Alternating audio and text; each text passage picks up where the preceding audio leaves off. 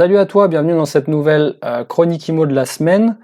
J'ai envie de te partager une affaire que j'ai laissé filer entre grosses guillemets, mais j'ai réussi à la garder dans mon cercle proche et tu vas comprendre pourquoi c'est important de faire passer les affaires aux amis et à la famille. Avant de commencer la chronique du jour, j'ai envie de remercier ceux qui ont pris le temps de me mettre des petits avis sur les différentes plateformes de podcast. Toi-même, je te relance au cas où tu écoutes les épisodes. Ça serait sympa de laisser un petit commentaire hein, ou des petites étoiles, tu sais, sur la plateforme d'écoute de manière à référencer le podcast. J'en profite aussi pour dire que c'est uploadé sur YouTube. Allez hop, on commence aujourd'hui avec cette histoire d'une affaire que sur laquelle je m'étais positionné. Donc on parle toujours d'un immeuble de rapport, hein, on se refait pas, on est toujours sur les mêmes standards. Petit immeuble de rapport sympa, bien négocié en plus, qui tombe aux alentours des 13%, enfin 12,7 voilà, de rentabilité nette. Sans surprise, donc dans la fourchette de rentabilité qu'on recherche avec mon associé. Puisque tu le sais, maintenant je m'associe pour acheter des biens, pour aller plus vite, puisque à plusieurs on va plus vite. En tout cas, on va plus loin. Oui, c'est ça. C'est ce que dit la petite phrase. Toujours est-il que cette affaire, moi j'y croyais dur comme fer. Je me suis positionné même avant de la visiter, et vu que je savais que le prix était négociable, ben, je me suis déplacé, je l'ai visité. Sur 3 étages, 3 appartements, donc soit des grands studios, soit des petits T2. Moi, je conseille toujours de faire des petits T2, voilà. Ça se loue mieux de louer du T2 que du studio, de toute façon. Enfin, c'est mieux d'un point de vue gestion de parc immobilier, c'est mieux. J'expliquerai ça dans un autre épisode. Voilà, on est sur un loyer hors charge à 490 € d'après le marché, en meublé évidemment. Une taxe foncière à 1400 € pour une fourchette donc un prix d'achat négocié à 84 000 €, ça c'est important que je le dise quand même, donc on a déjà raboté 6 ou 8 000 € dessus. Pardon. Et une enveloppe travaux qui nous amène une enveloppe globale à 135 000 € de projet. Donc tu fais 490 x 3 multiplié par 12 moins 1400 € la taxe foncière divisé par le prix de l'affaire à 135 000 € et tu arrives à 12,7. Donc il y a cette affaire, je me positionne, la vendeuse valide l'offre, enfin elle valide. Bon déjà il y a un petit peu de discussion, mais au final elle valide, et elle envoie tout ça chez son notaire. Son notaire prend contact avec le mien, et donc là ça commence à discuter, ça commence à créer le dossier. Bon. Les jours passent et tout, on n'a pas de nouvelles, etc. Et en fait, au bout d'une dizaine de jours, la vendeuse me rappelle, enfin en tout cas elle m'envoie un mail, elle me signifie qu'elle n'est plus vendeuse. Voilà, elle dit que c'est pas elle, c'est son mari, etc. Enfin bref, j'épargne les détails. Hop, tout ça pour dire qu'elle se rétracte, n'ayant pas signé le compromis et n'ayant pas signé d'offre en agence. J'avais pas mon mot à dire quoi. Donc voilà, j'étais un petit peu désarçonné par rapport à cette situation, mais je me suis dit, vu qu'on a eu un bon feeling, ça s'est bien passé, le contact était bon, la négociation elle a pas été brusque. Et voilà, j'ai montré un intérêt tout à fait respectable pour le bien. Je me suis dit que si jamais ça revenait sur le marché, normalement elle penserait à moi directement, quoi. Tu vois, si elle revient sur sa décision, normalement elle devrait revenir à moi puisque je lui ai validé une offre. Bon. Donc on laisse passer, avec mon associé on se repositionne sur d'autres projets, il se trouve qu'en même temps on est en train de financer 2 autres projets, donc bon, on se dit c'est pas grave celui-ci si on le fait pas. Et on avance comme ça. Quelques jours après, rebelote, elle revient vers moi, Monsieur Jamois, là elle m'appelle directement, Monsieur Jamois, je suis désolé, machin, mon mari, truc, bon là il se trouve qu'on a un changement de situation, et on va remettre le bien en vente, vous avez la priorité, j'ai confiance en vous, je vous redonne le bébé. Bon. Évidemment j'étais content, j'étais d'une part content de moi par rapport à mon analyse, parce que Il se trouve que j'avais raison, mais j'étais surtout content par rapport au fait que la personne, elle ait pensé à moi tout de suite, et que ça reste une opportunité. Je vais te dire, aujourd'hui, dans le marché actuel, quand tu craches 13%, même 10%, hein, tu craches pas dessus. Bon. Je lui montre pas forcément que je suis hyper content, mais je lui dis que ça me va, et puis que je reviens vers elle, je remets mon notaire dans la boucle, voilà, et on relance l'affaire. Entre-temps, avec mon associé, évidemment, on en avait rediscuté. Nous, on avait décidé de financer ces deux projets, et celui-ci, là, qui revient, on a décidé de pas le financer, parce qu'il y a aussi le fait que dans l'espace-temps, tu sais que ça prend entre 2 et 4 mois de financer un projet immobilier aujourd'hui en France, surtout avec un crédit. Ça peut même aller plus, des fois il y a des ventes longues qui se font entre 6 mois et 1 an.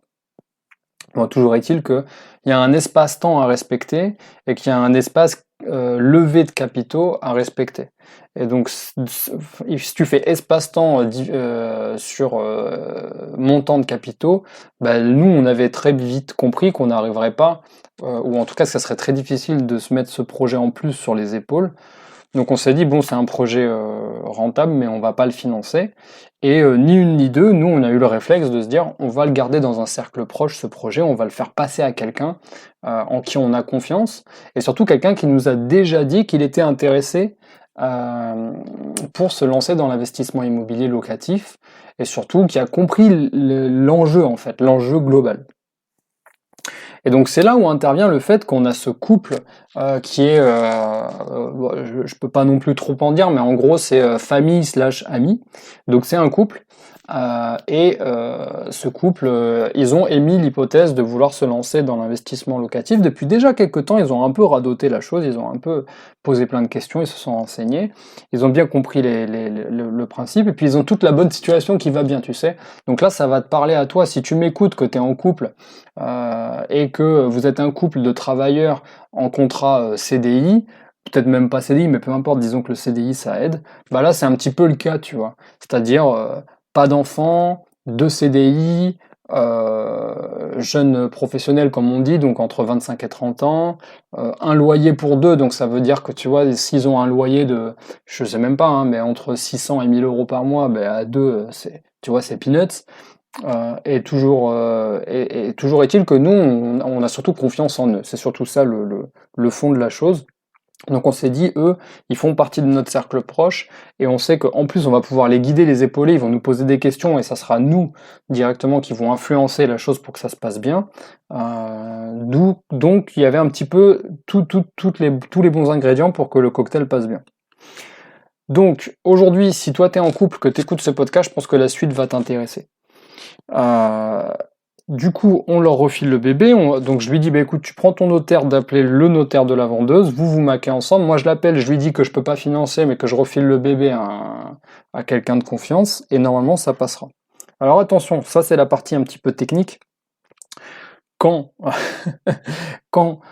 si jamais tu es investisseur, que tu as l'occasion de refiler un bébé à quelqu'un de confiance comme ça, il faut quand même pas que tu perdes le bien, tu vois, parce que la personne, elle l'a pas rencontré, moi, mon couple d'amis, là, tu vois.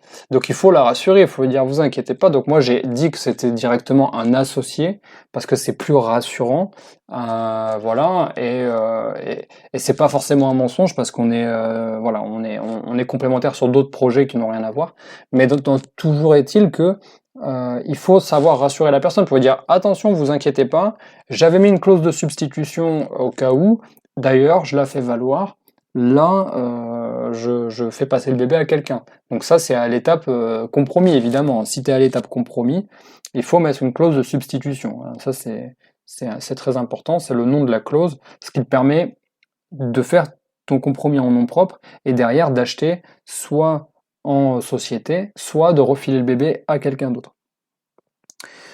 Donc là, on refile le bébé, la vendeuse est rassurée, eux, ils sont finançables. En plus, ils ont une bonne situation, enfin, ils ont la petite situation, on va dire, un petit peu classique, quoi, du couple classique, du jeune couple. Donc c'est parti pour eux pour lancer ce financement. Et alors, si tu veux, tu peux te dire, oui, mais Mathieu, pourquoi t'as laissé passer l'affaire? T'aurais pu trouver une autre banque. Oui, des banques, il y en a plein, c'est vrai. Parce que ça, c'est un truc que j'ai souvent dit. Effectivement, à partir du moment où tu as le projet rentable, normalement, tu es capable de la mettre en face d'une ligne de crédit. Donc, c'était pas vraiment le problème. de le mettre en face de la ligne de crédit. Mais c'est juste que moi, j'ai pas une société avec 50 personnes, tu vois, qui m'aident à monter mes dossiers. Je me divise pas en trois. En fait, là, c'était pas possible. Déjà que je gère 2 projets, il fallait être rationnel.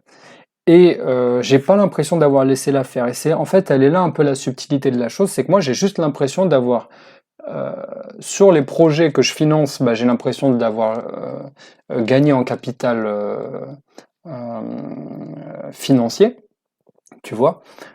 Et sur cette affaire que j'ai fait passer à un proche, j'ai l'impression de gagner en capital humain, en fait. Parce que eux, mes amis, ils vont gagner en capital financier, hein. Je te rappelle les chiffres, eux, ils vont faire de manière clean, ils vont rentrer 800 € à peu près, entre 8 et 900 € par mois clean dans leur poche. Ça veut dire que ça va annuler leur loyer à eux. Je connais pas leur loyer exact, mais ça va à peu près annuler leur loyer, si pas presque, tu vois. Donc, en termes de capital, eux, ils vont rentrer 800 € clean par mois, tu vois. Et moi, à côté de ça, j'ai capitalisé humainement sur eux, et donc je crée une relation de confiance, et surtout je montre aux gens qui sont autour de moi que c'est possible, que c'est pas j'ai pas fabulé, c'est un vrai truc. Moi, j'en vis depuis un moment, je partage mes informations avec beaucoup de gens depuis un moment, et puis je te rappelle, ça fait 10 ans que je suis dans la partie, donc si j'étais pas persuadé, je dirais pas aux gens, vas-y, saute, t'inquiète pas, t'as pied. Non, non. Donc vraiment, j'ai pas l'impression d'avoir laissé filer l'opportunité, au contraire, j'ai préféré la partager, et en plus ça me fait vraiment plaisir. Donc toujours se poser la question, est-ce que je peux la financer dans un espace-temps avec des capitaux donnés? Et si je peux pas, est-ce que je peux la refiler à quelqu'un en qui j'ai confiance et qui en a besoin? Voilà. Et puis, si possible, en qui tu as confiance, voilà, c'est très important. Donc c'est pour ça que je pense que vraiment, si tu es en couple, si tu m'écoutes, si vous m'écoutez là, si vous êtes un petit couple et que vous avez envie de vous, ça veut rien dire, à n'importe quel âge d'ailleurs. Si tu as envie de te lancer dans l'immobilier locatif et que les immeubles de rapport ça te parle, parce qu'il faut arrêter avec les gnangnans de dire un petit investissement, un petit studio d'étudiants. Non mais à un moment donné, il faut chercher de la rentabilité, surtout aujourd'hui. Les taux de crédit sont en train d'augmenter au moment où je te parle, donc c'est-à-dire en juin 2022. Donc faut aller chercher du cash tous les mois. Donc si tu peux investir sur un immeuble de rapport, que tu es en couple et que c'est finançable, il n'y a pas de raison de ne pas le faire. Voilà. Il n'y a pas de raison de ne pas le faire. Je pense que c'est la meilleure façon pour vous de vous lancer. Et vous posez pas trop de questions sur le montage, tu vois, sur est-ce qu'on doit le mettre en SCI, pas en SCI, est-ce qu'on doit le garder en nom propre, est-ce qu'on doit se paxer avant de le faire pour qu'il y ait un régime de la commune. Trop de questions. Fais-le, faites-le, rentrez du cash flow. Ensuite, vous vous poserez des questions. D'ailleurs, vous pouvez le faire en même temps, hein, les questions chez le notaire. C'est gratuit, je te le rappelle. Hein, il suffit de prendre ton téléphone, t'appelles le notaire, tu prends rendez-vous, le notaire il te répond à tes questions gratuitement. Voilà, donc pour conclure, attendez pas pour investir, perdez pas votre temps, les taux sont en train d'augmenter, on est sur un marché d'acheteurs, donc ça veut dire qu'il y a très peu de biens en vente. Ça veut dire que les zones commencent à se tendre, même les villes petites et moyennes sont en train de se tendre d'un point de vue du marché immobilier. Et je peux t'en parler parce que je fréquente énormément d'agents immobiliers, donc c'est un milieu qui me parle bien et j'ai des retours un petit peu généraux là-dessus. Et surtout, si tu veux te lancer et que tu entends ce message et que tu te poses plein de questions, c'est bien de se poser des questions, mais il faut pas trop écouter les gens qui n'ont pas investi, quoi. Donc si tu as des gens autour de toi qui disent c'est risqué, un immeuble, c'est gros, machin. Peut-être, oui, mais enfin, essaye d'aller aussi te renseigner auprès de ceux qui l'ont déjà fait, qui l'ont fait et pour qui ça marche. À mon avis, tu auras de meilleurs conseils à prendre. Voilà, donc je pousse personne à rien, si ce n'est qu'à prendre conseil chez les faiseurs et non pas chez les donneurs de leçons. Allez, on passe à la question de la semaine. Question Insta de Jérémy Rouvier, pardon, à Jérémy Rouvier. Comment payer le moins de frais d'agence / notaire possible? Alors déjà, c'est deux choses différentes, Jérémy. Alors, on va les départager. D'abord, la première, les frais de notaire. Parce que ça, c'est quand même très peu compressible. Donc, les frais de notaire, comment ne pas... Alors, la façon de ne pas les payer, c'est une façon détournée de les payer quand même, c'est d'acheter acte en main. Donc, c'est une technique que j'ai déjà utilisée. Elle n'est pas bonne à utiliser tout le temps. Ça serait trop long à expliquer, mais en gros, tu peux dire que c'est le vendeur qui paye les frais de notaire, et non toi, et non toi l'acheteur. Parce que pour rappel, les frais de notaire sont payés par l'acheteur, et les frais d'agence sont payés par le vendeur. Voilà, ça marche dans ce sens-là. Donc on va rester sur les frais de notaire. Les frais de notaire, normalement c'est à toi de les payer. Une grande majorité des frais de notaire, qu'on estime environ à 7%, une grande majorité c'est de la taxe, donc ça va à l'État, ça ne revient pas dans la poche du notaire. Et sur la partie qui revient dans ce qu'on appelle les émoluments de notaire, notariés, ça c'est pareil, à l'intérieur de ça il y a des trucs qui sont pas compressibles. Peut-être que ton notaire, il va au bout de X nombre d'affaires que tu vas faire avec lui, peut-être qu'il va te faire un tarif réduit, parce que tu lui amènes beaucoup de boulot, et de la recommandation, mais en réalité les frais de notaire ça se négocie pas trop, enfin, c'est extrêmement rare et pas forcément très utile.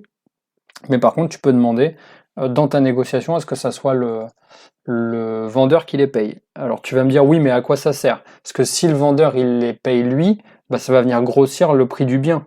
C'est-à-dire si tu as, admettons, tu as 6 000 euros de frais de notaire, mais que tu veux pas les payer, eh ben, tu peux demander à l'agent immobilier de négocier le fait que ça soit le vendeur qui paye les frais de notaire, mais ça va augmenter ton prix d'achat de 6 000 euros. Normalement, enfin, à moins que tu aies une solution miracle, mais je vois pas comment tu peux faire. L'avantage de faire ça, il y en a qu'un seul. C'est quand t'as pas de capitaux, quand t'as pas du tout d'argent de côté, et que la banque ne veut pas financer les frais de notaire. D'ailleurs, elles le font quasiment plus, hein, de financer les frais de notaire, les banques. C'est très très rare. Donc si jamais la banque ne finance pas les frais de notaire et que t'as pas ces 6 000 euros, c'est un exemple, eh ben voilà, tu fais comme ça, tu mets les frais de notaire enfin, tu demandes à acheter acte en main, c'est le nom de cette façon d'acheter, et ça sera le vendeur qui payera pour toi. Et tu auras juste à avancer les frais bancaires. Et par contre, pour les frais d'agence, bah alors là, c'est pareil, j'ai un avis un peu partagé. Moi, j'avoue qu'au début de mes investissements, je négociais les frais d'agence parce que cursus commercial et puis toujours à l'euro près à vouloir gratter, gratter, gratter. Sur mes 2 dernières affaires, j'ai pas négocié les frais d'agence pour être honnête. J'ai tout donné. J'ai tout lâché.